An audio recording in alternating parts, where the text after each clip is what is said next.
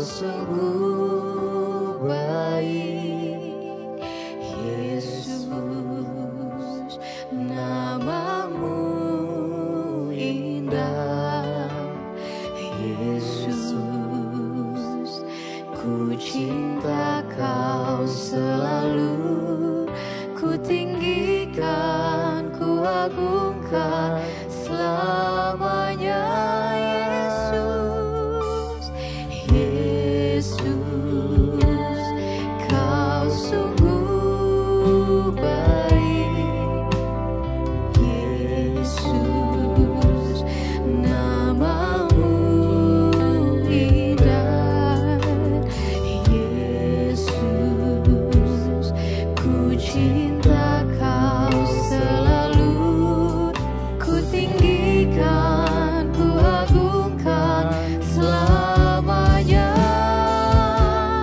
Ku mau memujimu, ku selalu pujimu, ku mau menyembahmu, ku selalu sembahmu. Kau yang layak terima semua pujian, kemuliaan hanya bagi Tuhan. Ku mau memujimu, ku selalu pujimu, ku mau menyembahmu, ku selalu sembahmu. Kau yang layak terima semua pujian, kemuliaan hanya bagi Tuhan. Mari teman-teman sama-sama kita katakan,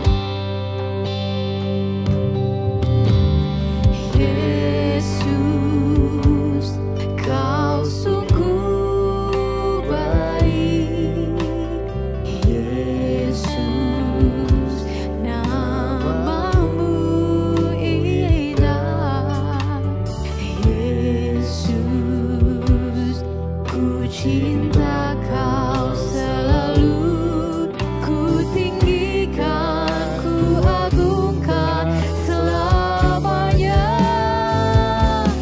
Ku mau memujimu, ku selalu pujimu, ku mau menyembahmu, ku selalu sembahmu. Kau yang layak terima semua pujian, kemuliaan hanya bagi Tuhan. Ku mau memujimu, kami ingin menyembah Engkau Tuhan Yesus hari ini dengan hati, tubuh dan jiwa kami Tuhan Yesus. Ku selalu sembahmu, Kau yang layak terima semua pujian, kemuliaan hanya bagi Tuhan.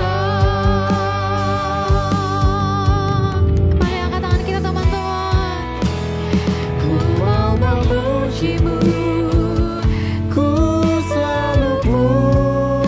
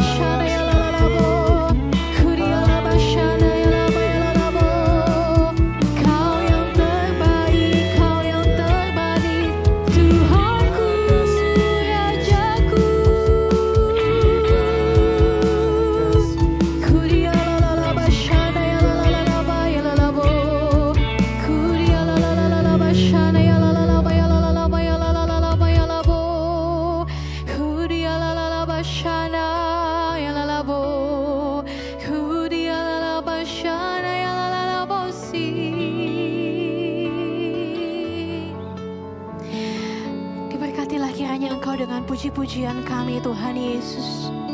Pujilah Tuhan hai jiwaku, pujilah namanya hai tubuh jiwaku, pikiranku, segenap akal budiku. Haleluya, haleluya. Diberkati Kau Tuhan dengan pujian kami dalam dekapan hadirat-Mu.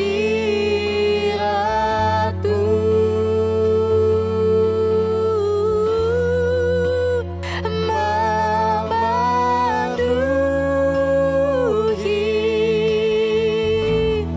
tempat ini. Diberkati Engkau kiranya ya Yesus. Diberkati Kau Tuhan dengan pujian kami dalam dekapan-Mu Tuhan. Yesus. Hadirat-Mu. Memenuhi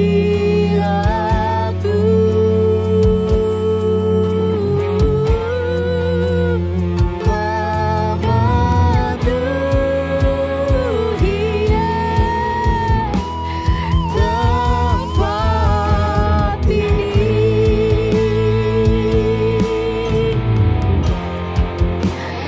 Diberkati Kau Tuhan dengan pujian kami dalam dekapan hadirat-Mu. Memenuhi tempat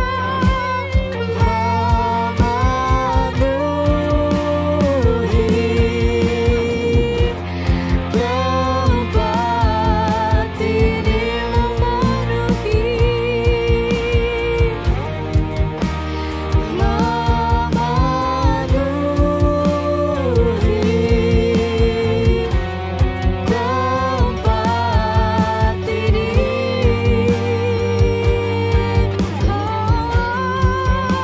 memenuhi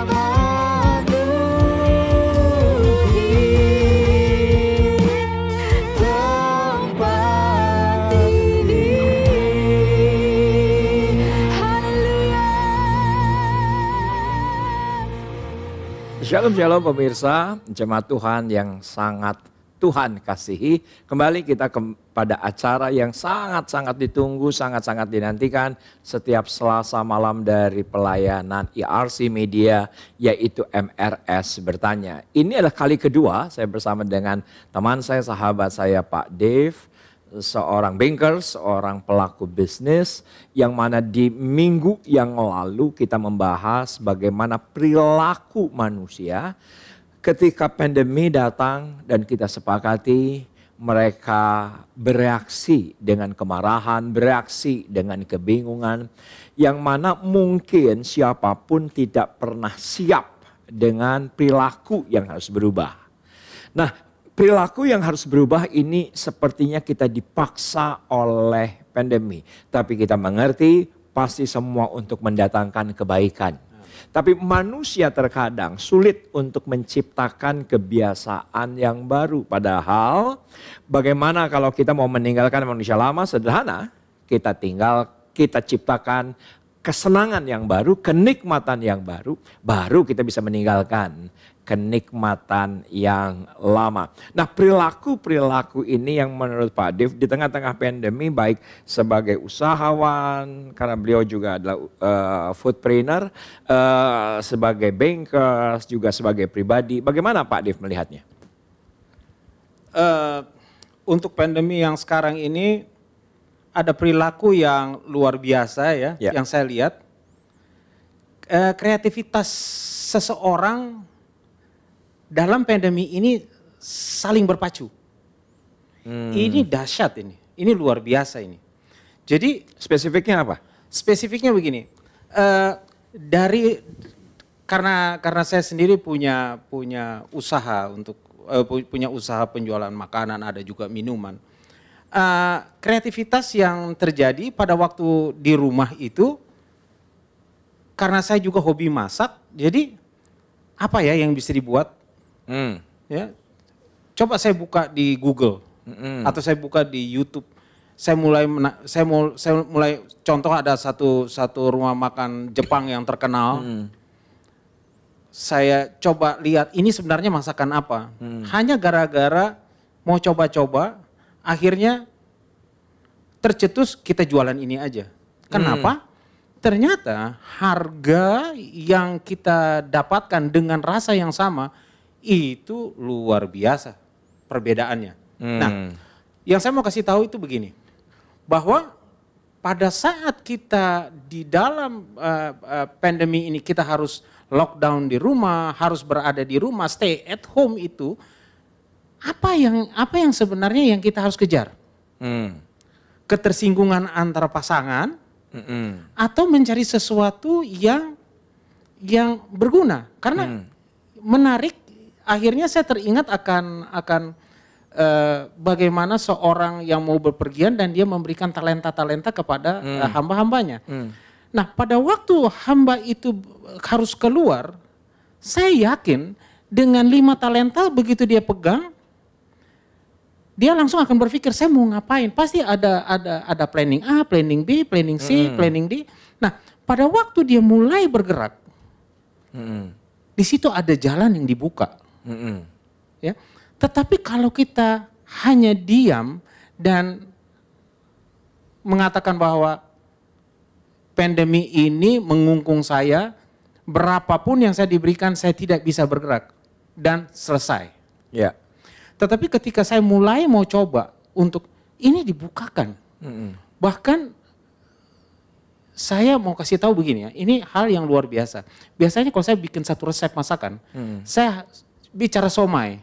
Saya bicara somai, saya harus melakukan 3 kali uji coba, baru dari kekenyalan, dari rasa semua sama. Ya. Pandemi ini Pak, saya mau kasih tahu, 1 kali saya uji coba, langsung jadi. Keduanya saya hanya timbang untuk kita dapat bumbu yang standar, habis itu selesai. Ini yang nggak pernah terjadi. Puji Tuhan, dan di situ saya langsung diingatkan bahwa ternyata begini. Kita melihat apa yang diberikan Tuhan, talenta yang diberikan Tuhan, coba kita mau melakukan, Tuhan bukakan jalan. Kita lihat sekarang bagaimana bisnis yang ada sekarang.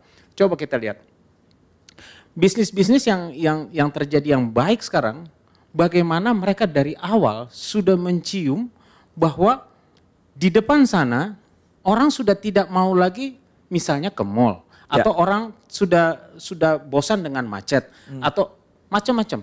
Nah, mereka mulai dengan bisnis online. Nah, sekarang saya mau katakan pandemi ini bisnis online boom.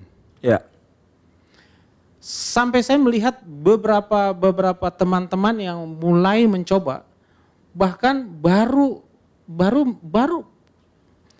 saya lihat baru 1 bulan. Ya, ada teman saya di Bintaro 1 bulan, dia coba dengan masakan daerah, boom. Artinya kreativitas yang diminta dari diri kita untuk kita bisa melakukan. Ada nggak kreativitas dari diri kita? Ada. Ya. Permasalahannya adalah mau atau tidak mau. Kita mau mengerjakan kreativitas ini. Kebanyakan dari kita dalam pikiran kita selalu bilang nggak bisa, nggak mungkin. Mereka lebih besar. Masa kita bisa kalahin yang lebih besar? Itu sangat tidak mungkin. Mereka punya uang banyak. No. Tuhan menyiapkan pasar untuk ini. Saya mau katakan begini. Tempat saya menjual kopi. Saya adalah orang kedua di lingkungan Depok perumahan yang buka. Sekarang kompetitor kami nggak main-main, sudah ada 7 atau 8 yang buka di sekitar kami, dan mereka ada di jalan-jalan rame. Mestinya pandemi ini habis kami nggak bisa jualan. Karena kebetulan agak ngumpet ya, sekian ratus meter dari jalan utama ya. Betul. Tapi apa yang terjadi? Penjualan kami pada saat pandemi jauh lebih baik ketika tidak ada pandemi. Artinya adalah asalkan kita merubah diri kita, perilaku kita menjadi positif. Ngerti. Tapi tidak tetap menyatakan bahwa kita tidak sanggup, kita tidak mampu, dan memang tidak akan bisa jadi apa-apa. Ya. Tetapi kalau kita mau, pasti kita mendapatkan, bahkan itu yang saya katakan tadi, di luar ekspektasi saya, sesuatu yang dikerjakan langsung jadi. Itu, di luar ekspektasi saya. Menurut saya harus 2-3 kali, tapi enggak, 1 kali langsung jadi, 1 kali langsung jadi. Wow. Pak Dev, saya percaya ada nilai daripada fisika yang mengatakan bahwa di dunia ini tidak ada yang hilang. Kalau emas tidak ada 1 gram pun yang hilang. Kalau uang tidak ada 1 juta rupiah pun yang hilang. Tetapi kita mengerti sekarang beberapa sektor bisnis, para wisata, hotel, restoran, fashion, mungkin mengalami kehilangan-kehilangan yang mana menurut ilmu fisika tidak ada yang hilang tapi adanya perpindahan. Pindah kemana? Ke farmasi. Pindahnya kemana? Ke foodpreneur. Pindahnya kemana? Ke APD. Pindahnya kemana? Ke bisnis masker. Itu misalnya. Jadi sebetulnya di dunia ini tidak ada yang hilang. Itu satu prinsip perilaku yang harus kita cermati. Tapi ada lagi perilaku yang kedua yang saya cermati adalah khusus makanan, karena Pak Dev adalah praktisi foodpreneur selain bankers, bahwa saya melihat sebelum pandemi dan sesudah pandemi sebetulnya perilaku makan daripada manusia tidak berubah. Menurut saya, sebelum pandemi makan 3 kali, setelah pandemi makan tetap 3 kali, bukan jadi 10 kali, walaupun di rumah saja. Tetapi yang berubah adalah cara pembelian. Kalau sebelumnya offline, sekarang online. Nah, perubahan-perubahan ini kan harus terjadi dan kita harus lentur beradaptasi. Menurut Pak Dev gimana? Ya, khusus untuk bisnis makanan, saya melihat bahwa bisnis ini menjadi primadona sekarang. Jelas. Ya,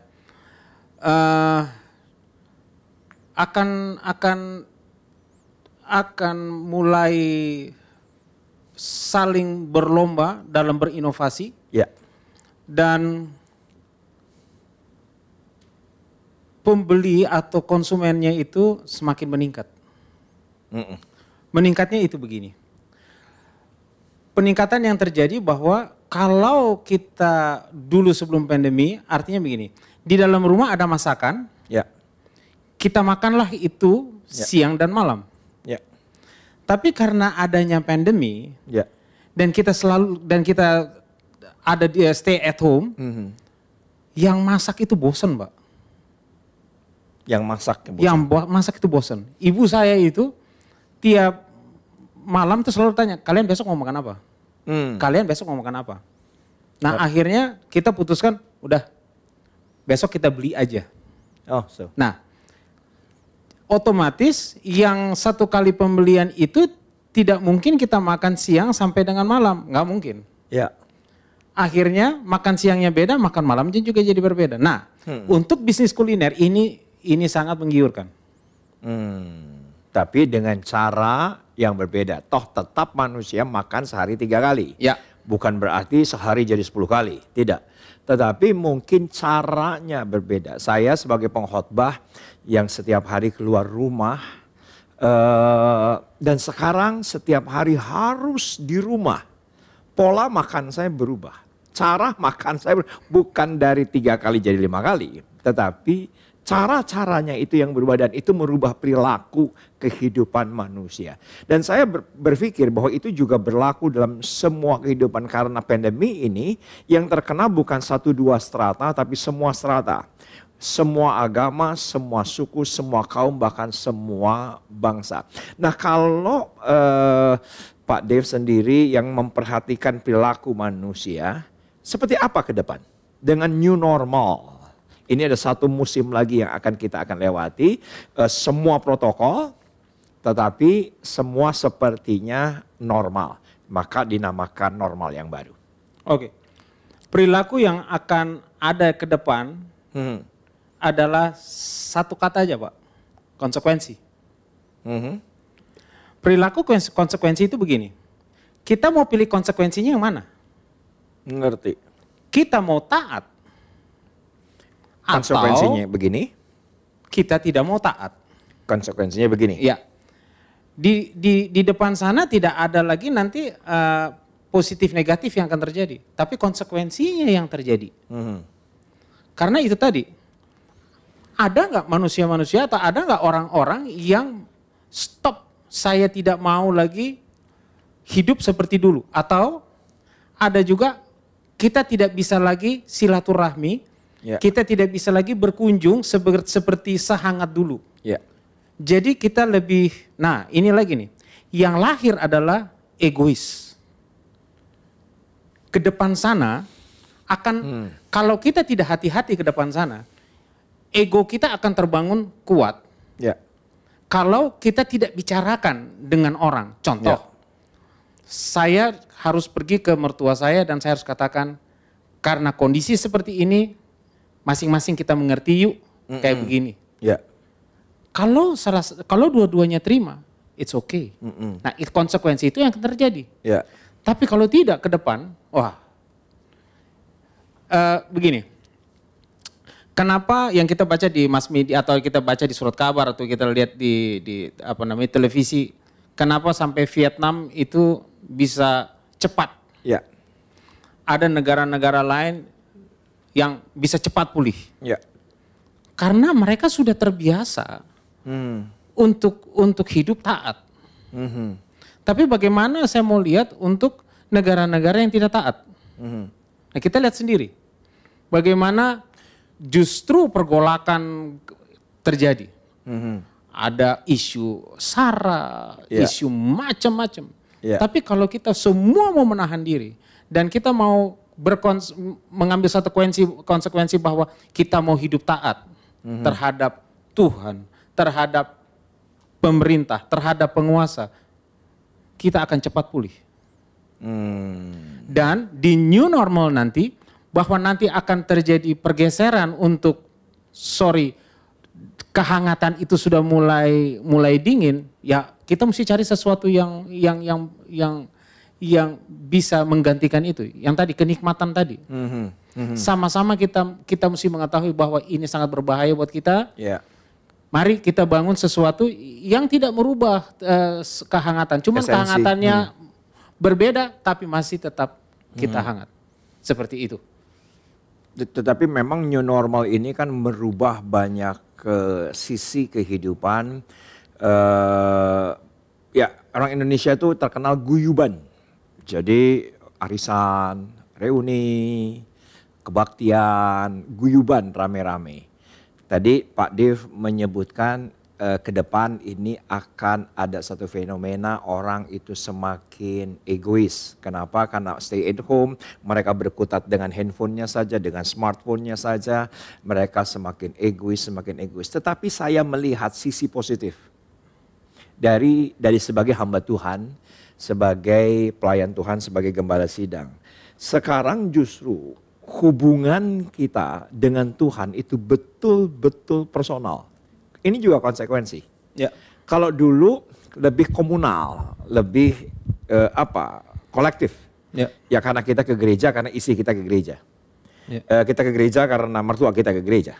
Kita ke gereja karena tetangga kita ke gereja. Ada teman yang ngajak, ada teman yang telepon, ada teman yang resein kita, ya udah kita ke gereja. Dan kita pun waktu ketika di gereja juga secara kolektif, kita nyembah kolektif, memuliakan Tuhan kolektif. Sekarang sangat personal. Tetapi saya justru melihat, saya pribadi justru sangat menikmati yang personal. Ini hubungan saya udah Tuhan sama Tuhan aja. Kalau ini ibadah mau basi, ya tergantung saya karena cuma liatin handphone. Tapi handphone yang sama, tapi saya bisa mengalami sentuhan dengan Tuhan, lawatan Tuhan yang lebih luar biasa dibandingkan yang kolektif, karena persoalan personal. Menurut saya ini perilaku yang bagus. Gimana Pak Dev? Ya, itu yang saya bilang tadi konsekuensinya. Kita mau mengambil konsekuensi itu ya atau tidak. Contoh, pada waktu kita ibadah di rumah, ibadah kita seperti apa? Di atas tempat tidur pakai celana pendek, ya? Atau kita menghormati Tuhan. Kita harus berpakaian rapi, kita ada di tempat duduk yang benar, kita duduk, kalau disuruh berdiri kita berdiri, disuruh angkat tangan kita angkat tangan. Kalau disuruh kalau disuruh bahasa roh atau apapun juga, disuruh doa atau apapun kita mau melakukan, kita respons dengan baik. Tapi ada orang-orang yang menonton siaran rohani. Hanya menonton siaran rohani. Bahkan kalau masih pujian penyembahan, oh ini belum inti. Nanti intinya aja kalau. Nah, contoh seperti kita kan sebenarnya di new normal itu kita pindahkan fungsi gereja atau fungsi ibadah kita di rumah sama seperti di gereja. Kita mau melakukan itu. Kalau kita nggak mau melakukan itu, Pak, saya akan jamin bahwa orang itu tidak akan ketemu dengan Allah. Kenapa? Karena dia tidak mempersiapkan dirinya menghormati Allah. Memang itu yang kita gunakan itu hanya sebagai berpakaian yang rapi segala macam. Casing. Tapi sebenarnya kan kita ada gairah. Iya, untuk menghadap Tuhan itu kita berikan yang terbaik buat Tuhan. Nah, gereja yang kita ciptakan di rumah nanti kita akan lihat bagaimana akan terjadi. Puji Tuhan, kami paksa. Pertama tuh ya gelisah ya, karena kenapa? Tidak di dalam ruangan ya, kita masing-masing masih ada yang pegang HP segala macam. Tetapi ketika kita mulai buang semuanya, terus terang Pak, dari segi kehidupan mana aja saya diberkati Tuhan. Sampai kemarin ini saya mendapatkan satu lukisan Christik, itu tentang gembala yang baik. Orang ini memberikan karena dia bilang, saya tidak mungkin gantung karena kepercayaan saya bukan ini. Begitu saya terima, dalam hati saya kuat, begini orang kalau lepaskan saya, orang ini dalam masalah besar. Dan benar, ada masalah besar. Nah, dengan kita beribadah, dengan kita benar-benar memberikan yang terbaik dengan Tuhan, itu yang Bapak bilang tadi. Secara personal kita dengan Tuhan, Tuhan dengan personal dengan kita. Di dalam gambar itu banyak domba-domba, agak jauh sedikit, nanti saya akan foto kasih lihat. Tuhan Yesus duduk dan ada 2 domba yang dekat dengan dia. Domba-domba yang jauh itu aman, tentram, yang 2 duduk dekat dia. Bisa. Tampaknya sama, tapi yang saya mau lihat bahwa personal itu dibangun antara kita dengan Tuhan ketika kita hormati Tuhan dimanapun kita berada. New normal tidak merubah. Ibadah kita di rumah seperti di gereja. Ciptakan itu di rumah. Dan saya percaya bahwa mujizat-mujizat yang terjadi di gereja pasti terjadi di rumah. Pasti. Puji nama Tuhan. Wow, ini sudah overtime. Kita sudah ada di menit yang ke-21. Terima kasih Pak Dev. Betul, saya dapati dalam Alkitab Yesus ada di rumah. Di rumah Anda juga ada di rumah saya. The new normal kita antisipasi dengan perilaku yang positif, perilaku yang membangun, perilaku yang memuliakan nama Tuhan. Esensi Tuhan dalam kehidupan kita tidak pernah berkurang. Janji Tuhan tidak akan pernah terbatalkan oleh pandemi sekalipun. Tuhan Yesus memberkati. Amin. God bless you.